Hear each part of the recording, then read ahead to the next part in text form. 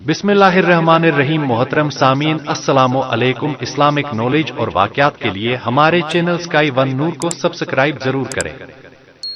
Sky one नूर पेश कर रहा है। एक गांव में एक आदमी थे। वो काफी अमीर थे।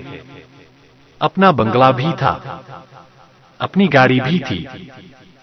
अल्लाह पाक ने बहुत ही मालो दोस्त दिया था।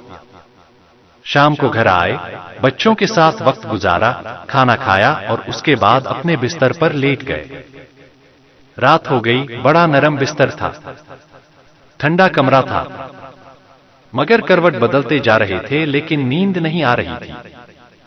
अब नींद भी अल्लाह पाक की नेमत है, जिसको आ जाए लोग इसकी भी कदर नहीं करते। पूछो उससे जिसको नींद नहीं आती। अब काफी देर तक करवट बदलने लगा कि पता नहीं क्यों नींद आ रही। फिर उसने सोचा चलो आज थोड़ी सी फ्रेश एयर लेता हूं, शायद नींद आ जाए। घर से बाहर निकले, गाड़ी स्टार्ट की और आगे चलते रहे और घूमने लगे। गलियों में अचानक एक मस्जिद नजर आई और मस्जिद का दरवाजा खुला नजर आया। फिर उसने सोचा चलो यार ऐसे ही घूम रहा हूं, जरा मस्जिद के अंदर चला जाता हूं और वजू करके कुछ 2 रकत नफल पढ़ लेता हूं। मस्जिद के बाहर गाड़ी पार्क की, वजू किया, मस्जिद के अंदर दाखिल हुए तो जैसे ही मस्जिद के अंदर गए पूरी मस्जिद खाली थी, मगर हल्की हल्की कहीं से रोने की आवाज आ रही थी। रात को इस वक्त कौन है मस्जिद में और क्यों रो रहा है? तो देखा कि एक कोने में एक गरीब आदमी अल्लाह की बारगाह में हाथ उठाए रो रहा है और रोते रोते अल्लाह की बारगाह में अर्ज कर रहा है कि ए अल्लाह, मेरी बेटी बीमार है, डॉक्टर ने ऑपरेशन का कहा है, मुझ गरीब के पास पैसे नहीं है, कहां से लाऊं? ए रब्बे करीम, तू ही असबाब बनाने वाला है, मुझ गरीब की हालत जार पर रहम फरमा।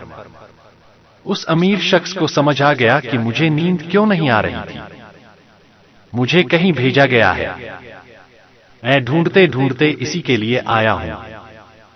अल्लाहू अकबर। वो गरीब के पास गया, जेब में जितनी रकम थी वो सब निकालकर उसको पेश कर दी कि भाई यह ले लो और मेरा यह कार्ड भी रख लो, कभी भी जरूरत पड़े तो मुझसे बात कर लेना।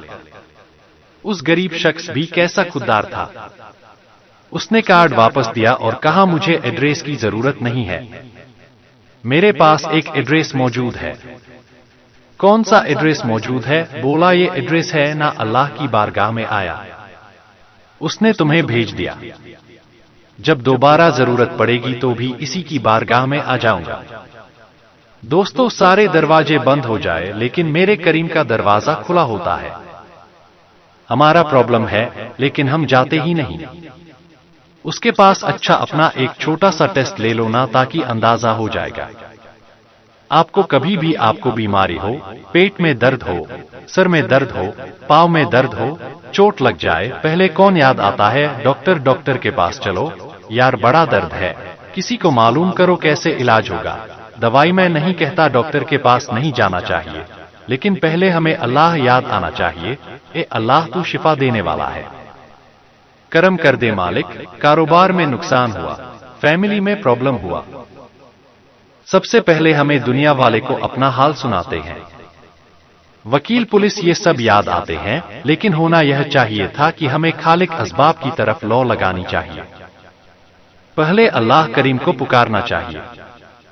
असबाब इख्तियार करना मना नहीं, मगर असबाब के चक्कर में, इस दुनिया के चक्कर में हम भूल गए उसे कि जो प्रॉब्लम हल करने वाला है, जो मुश्किलें दूर करने वाला है, जो औलाद देने वाला है, जो मुसीबत टालने वाला है, उसकी तरफ जाते ही नहीं है। पूरा पूरा दिन दफ्तरों के धक्के खाते हैं, मगर 2 रकात पढ़कर उसकी बारगाह में सर नहीं झुकाते।